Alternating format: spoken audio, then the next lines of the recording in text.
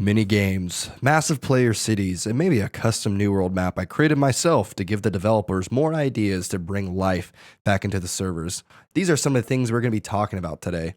What's up, guys? I'm the LARP King. Some people call me Alex. Before we start the video, consider subscribing to the channel so you can get notified when I post stuff and help me force feed my bad humor into people's faces. Because let's face it, this is the best place to get your content now. It always has been. Always has been. What is up, nerds? Today is the day that we're talking about every hot mom's favorite MMORPG, New World, and how to fix it. All right, today we're gonna be talking about some really important and potent ideas that no one has ever thought of, or at least said on the internet, because I looked and no one said these things except some. There's something on here that you guys have heard before, and I'm just gonna kind of skip over it really fast because it's a sensitive topic. We're talking about things that's really important to me, my bad mustache, and our Lord and Savior.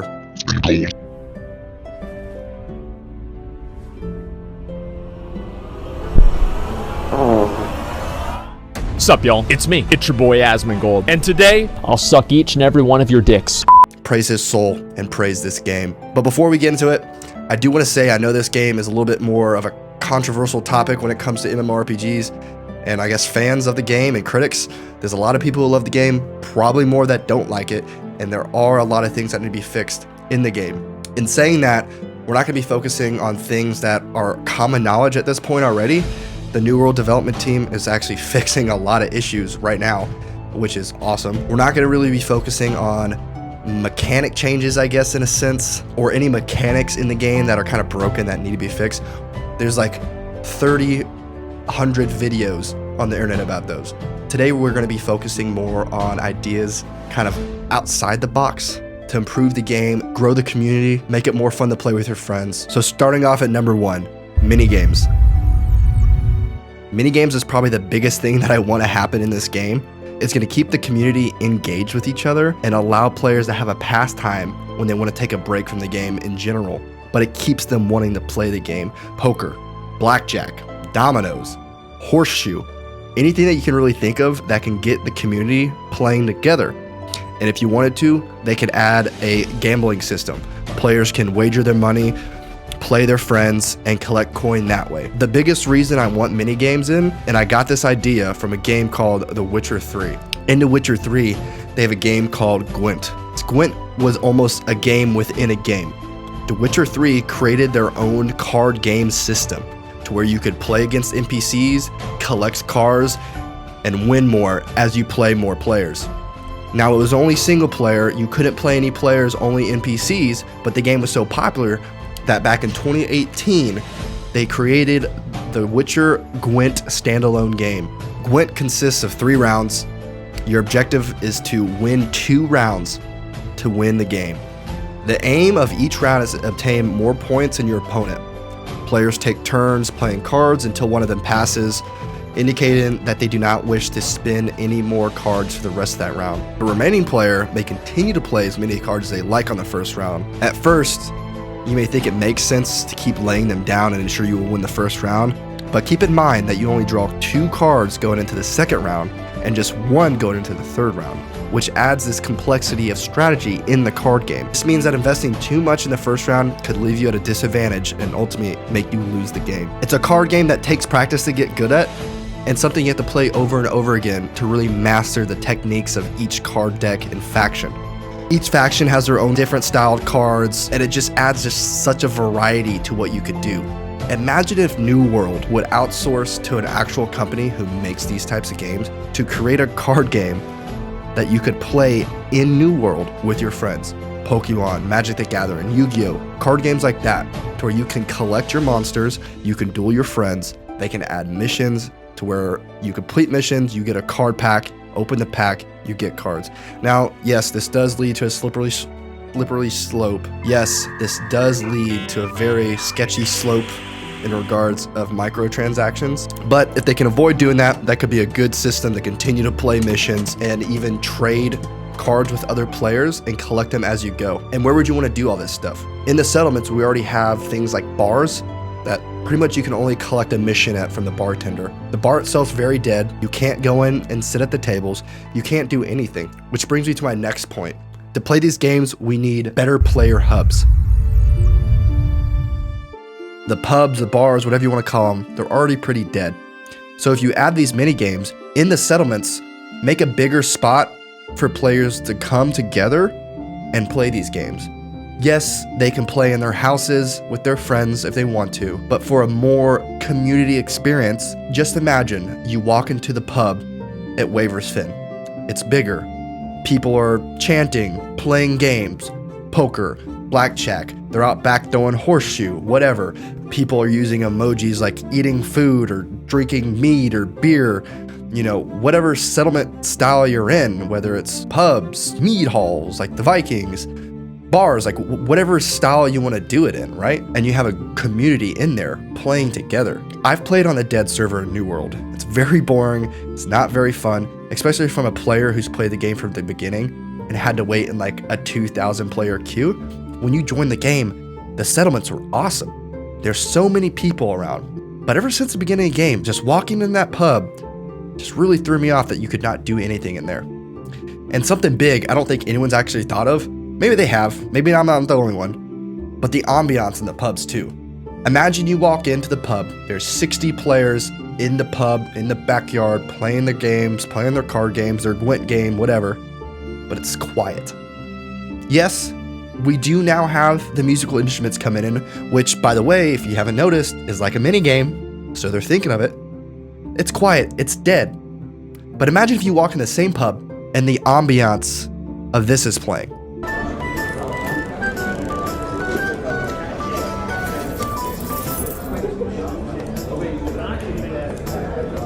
It's gonna feel a lot more immersive. Yeah, I know so many people are gonna say, but Alex, but my lobby's dead. If I'm the only one in there and that's playing, it's not very realistic. Of course, they can fix that by maybe, again, I'm not a game developer, but maybe have a cap for players. Like, hey, this amount of players, there's this amount of chatter. If there's only one player, there's no chatter. If there's 20, it's this chatter. 50, this chatter, right? There's so many different ways they can do it. Now, I kind of set the video up after I was talking about the player hubs and bars. It was going to transition to a really important topic. I think was my favorite topic in this video, mainly because I had to put a lot of work in Photoshop to make it. But we're going to go ahead and, you remember that little thing I talked about at the beginning video on, you know, we're going to kind of skip over it real quick because it's kind of a sensitive topic. So we're going to talk about that real quick. Pets and mounts.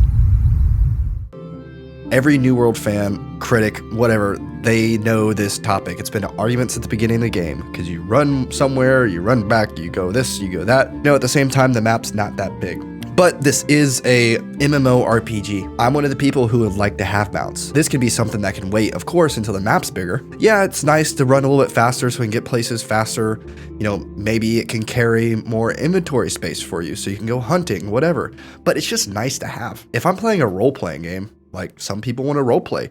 World of Warcraft, they have role-playing servers. You know, New World, they could do that if they wanted to. That's all I'm saying. It'd be nice to have a horse. It's kind of a thing that I'm sure is going to get added to the game in the future. I just wanted to talk about it. The other thing is pets, right? Pets, it's just cool. You can have dogs, lions, whatever sitting in your house, but they just sit there. Just make them a little bit more interactive. Maybe they can come out with you. Maybe they don't do anything. Maybe they're just there to hang out and to look cool. It's kind of nice just to have that option. Like I said, it's a role-playing game. Let people do what they want to do. If you do want to add stuff to it, maybe they can add like, hey, you craft this vest for your dog, your lion, or your bear, and they can carry more stuff as well, you know, or maybe they can help fight monsters for you.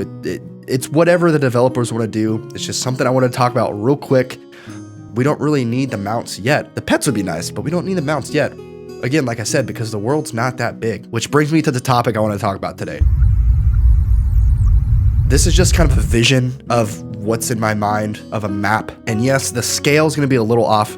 Some of the cities and things are a lot bigger than the whole New World map it is itself. Again, I'm not like a professional Photoshop guy. I started playing around Photoshop and I made something. So yeah, it's going to look like shit. So the guys who are really good at Photoshop, it's bad, I know.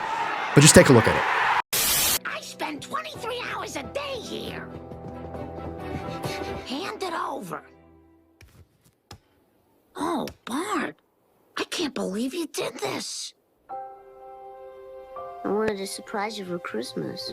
Alright guys, so what I did to start making this is I had the original New World map and I built a map around that, which originally looked a lot different. But knowing my luck, as soon as I got done with that, a video came out and people found a data mined version of the New World map. I think that was sent out on the New World Reddit page, which is this image here in the center. You can tell that here is the original New World map, and all the color here is the original data mined version of the entire, I guess this is supposed to be the entire map, is what they have planned so far. Now this section up here, the same colors, is something I added in just to help blend into the other land masses that I created. Now again, this is just a real rough draft. This is just something I was like, hey, this was kind of be cool. I just want you guys to look at this so it might spark ideas and people who are a lot better at game design than I am. So first off, again, we have the original map, and I mentioned the sizes are going to be off, like the scale. So you can see certain player hubs, especially this one down here in the corner, which is massive, which is completely bigger than the entire data mine map almost, right? So I do have it like this just so you can see the hubs a little bit better. Now I did add a few player hubs, right? Because we mentioned in the past section, player hubs in the settlements to play these games, but something New World doesn't have, like the atmosphere is great, the graphics, areas you go to, it's gorgeous, but it lacks something that like WoW and Final Fantasy 14 Online has. It's like these massive like kingdoms. I did add multiple player city hubs. They're basically settlements, right? You're not like fighting in them. They're just like player locations that you can go for a player community to gather. Again, we would need a lot bigger, player communities to fill this space, but you could add, NPCs walking around to make it feel more packed, only in these areas, obviously. But I did add different ones around the map just so you guys can see. Now, the idea I kind of had in my head though, mainly this one down here. I was gonna go back and remake the map to what was in my mind, because I imagine this one here being kind of like in the center of everything, and then all the other land masses are expanding out from it like this. So then you have this massive player kingdom almost. And in that player kingdom, you can see down here, this is just something I got off Reddit, and I kind of was like, this might be a cool idea. Within this massive player kingdom you see down here, you have these smaller subsections in the kingdom that can be for each clan. I can give a little bit better look without the writing on it here. But you can see here, right? Like the Marauders can have this, the Covenant can have this, like whatever. And it's more of a community area for the players of the game to be in. Maybe they don't want to use the whole city as a player hub. Like maybe they just use, this section and this section as a player. And then maybe the southern section is a section taken over by the corrupted. There's just so many options that they can do with it. I just really would like to see some sort of big kingdom city for players to go. They can have shops, they can have the player hubs we were talking about. And, maybe if they could pull it off, these player cities can be hubs for multiple server worlds to join. Of course, they'd have to make the servers a lot more stable and can take in more people. I know the thought of loading is a bad idea, but maybe when you travel to this hub, it loads you into a separate world where everyone comes together so you can have these massive cities. And then in these cities, maybe they can do more mini games, and you can add activities into this city for people to do. And another thing is you can allow players to have apartments, houses, and buy, because look at all these buildings, right? There's so many buildings that hey, maybe you have a home in, the player kingdom. Just have all these people in this massive community. Because I think a really cool thing that Final Fantasy 14 does with their housing system, it's its own separate entity. It's not like, it's really cool that New World has this near instance technology. It's really cool because you're in your home, you can see everybody outside, crafting and doing whatever they want to do. But imagine if they took what Final Fantasy has and what they have and they combine it to where Final Fantasy, like I said, it's its own area and players buy lots and build a house in that lot. But an issue with that is that if there are no lots in your server, you can't buy a house. They could do something like that to where, the players can buy their lots here, or like I said, just keep it how it is in New World, just new instance, you buy a house, buy an apartment there, and you have your area in the kingdom. Now, again, you're probably looking at all these because there's so many different biomes you can add. It depends on how the community wants to do it. But I know you're looking at something, you're like, dude, what is up with all that water? Like, we can't swim. Like, well, yeah, that's one of the things I want them to do is add swimming. But that brings me to the next topic, and that topic is sailing. Like pirate ships, naval battles, open water combat. I mean, you can see all this space here. There's already more of a pirate theme area down to the south of the New World map. Imagine being able to purchase your own boat. You can add multiple types of boats, big ships, small ships. Players can spend more money, just like housing. You get a better house if you have more money. And you and your friends, like a pirate game, Sea of Thieves or whatever, can travel from, let's say, down here to the south, and you want to go to a player hub here, or hey, let's go over to this island, or hey, let's go over to the small island here, here, and here, and you guys can sail the oceans. And at the same time, you can flag yourself for PvP. So when you're sailing to get to these islands, you know, maybe you can loot other players' boats, or maybe they make that a thing for sailing. Maybe it's always PvP. To get to one place to the other, it's PvP, which makes the stakes of sailing a lot higher, but maybe you get a bigger reward for doing it, which could promote players not fast traveling to these locations.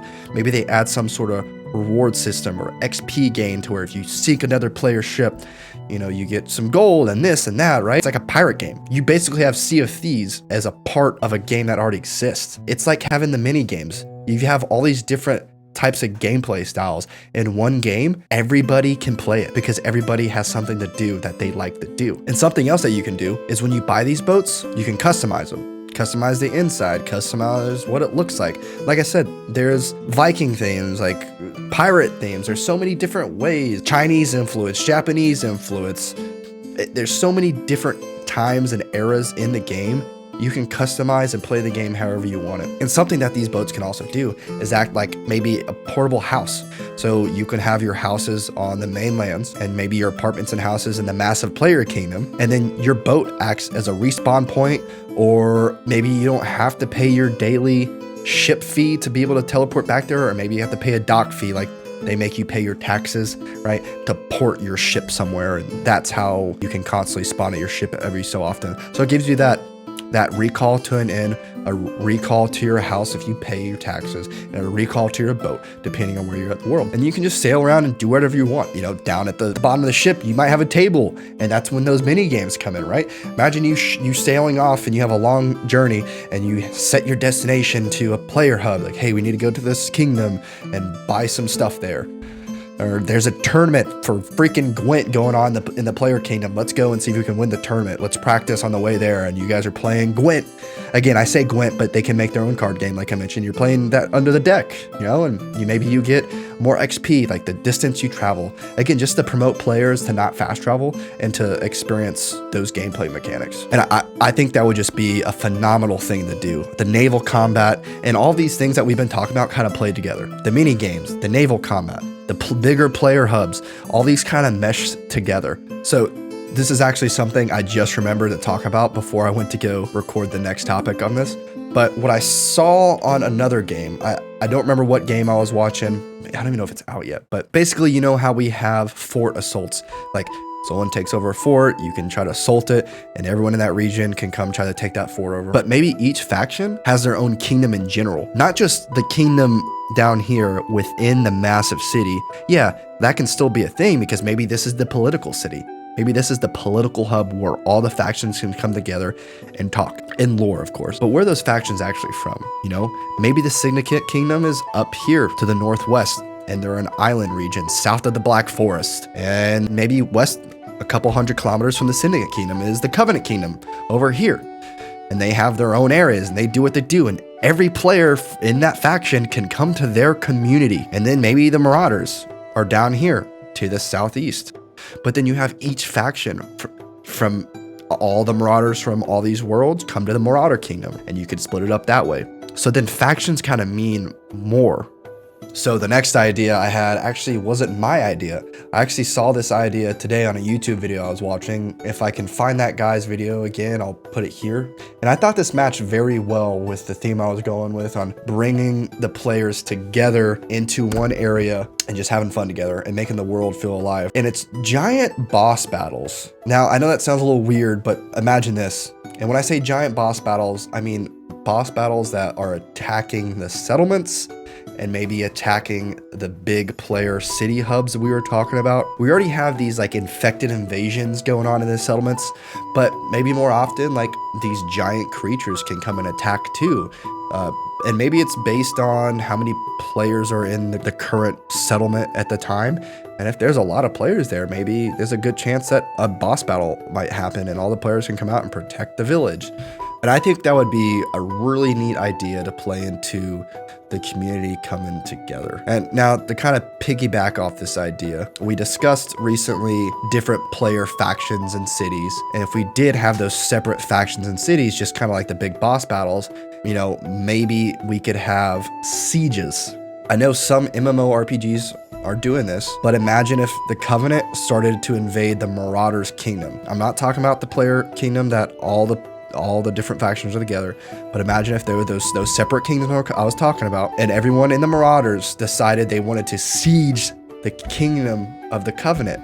Now, you won't necessarily take it over, right? Because every player faction, they need their own city if you're going to do this, but it'd be a pretty intense and crazy PvP battle if you had hundreds of people fighting. And again, it brings into the naval combat. Maybe the syndicate is based off a coast, so you have to infiltrate via the navy, and you have these massive warships coming in and all these players coming in on their boats and sieging the whole kingdom, and it's like this crazy scene out of like the Lord of the Rings. And maybe the Marauders base is more Black Forest based, so you have to come through the Black Forest and attack this wooded kingdom, or you know, there's so many paths they could do with this. It's something to get the community together.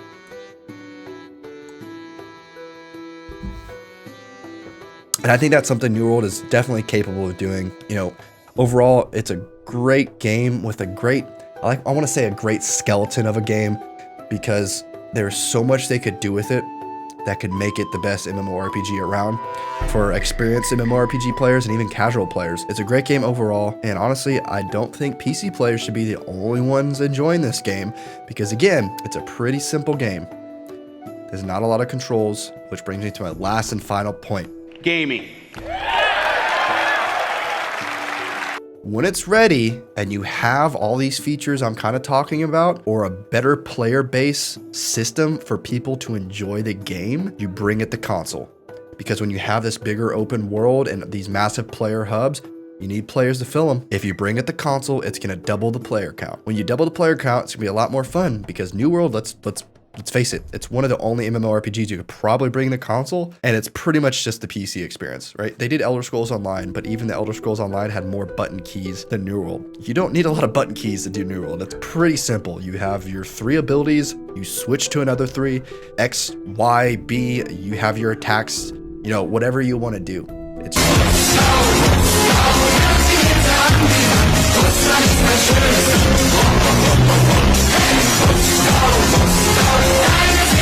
just however you want to play the game. It's easy to do with the controller. It's a simple game. I think that would be the cherry on top of that. This is the most obnoxious thing I've ever experienced in my life. I think that would be the final piece of the puzzle to just improve the game tenfold. So if you're a New World fan or even a New World critic and you hate the game, let me know in the comments your ideas on how to improve the game. Let's think outside the box, guys. Let's not talk about the things that are already messed up. Put down in the comments ideas like these that you've never heard anybody talk about, and let's get the comment section going, and let's help this game grow. So again, if you liked the video, like, subscribe. See you next time. Let's go.